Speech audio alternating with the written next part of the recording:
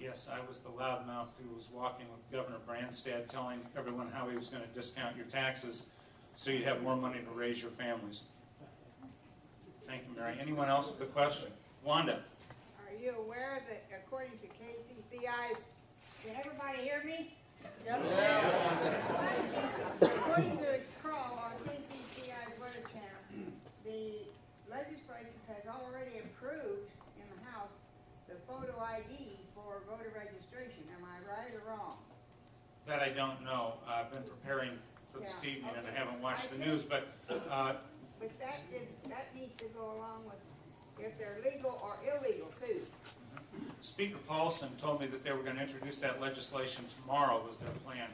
So I don't know. Does anybody know if that's already taken place? It has not. Thank you, Norm. That's going to be really critical, though, and we're going to be doing a lot to try and...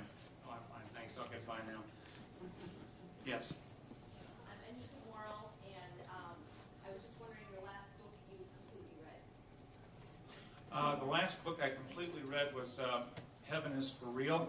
It was by the Burpo family, whose child was on the operating table for several hours and apparently was thought to be dead. In other words, he had an out-of-body experience, and over the course of the succeeding 2 years, they came to the conclusion that he had seen Jesus Christ, had sat in his lap, that Satan is not in hell yet, but we're trying to get him there, and there's room for all of us if we believe. Thank you, Anita. Yes? Laura Wolf, Des Moines 14. What was your fifth point? Oh, the fifth point, thank you. The fifth point was to build a county machine for winning elections by creating a team within the Central Committee to identify, educate, and support qualified candidates. We have to win Republican majorities at every level of government in Iowa, and Polk County's money and muscle have to lead the state. And we've already got the indication that the money is going to be there because Daryl Carney, who I think he missed his calling as a salesman, has been talking about what Dave Funk and I are trying to do and how we're going to try to go about it, because so far people have been very gracious in supporting us with their contributions. Yes, ma'am. I'm Jill Ellsworth, and Brian's 1 precinct.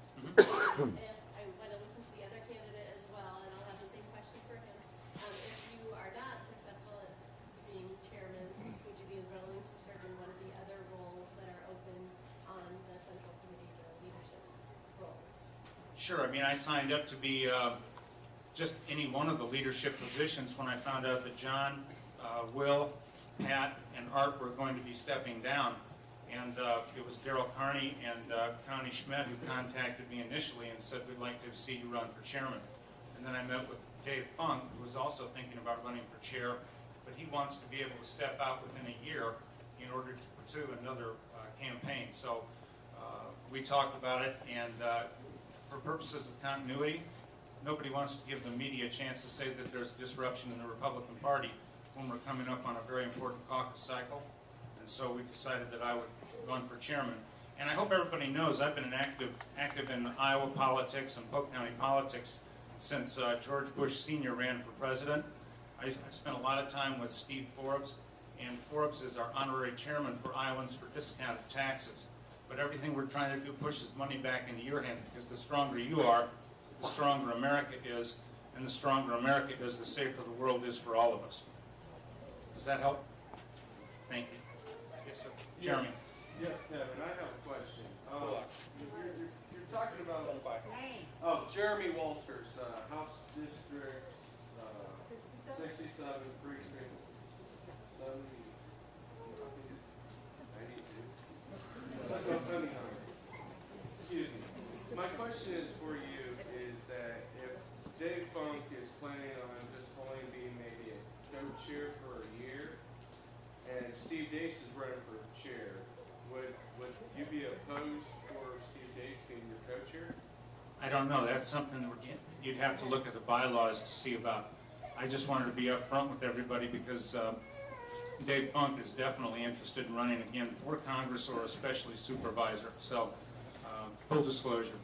Thank you, though, for the question. Yes, sir. Okay, my name is Jim Borway. Last question. Pardon me? Last question. House District 63, Jail 10 precinct. I have a question for you.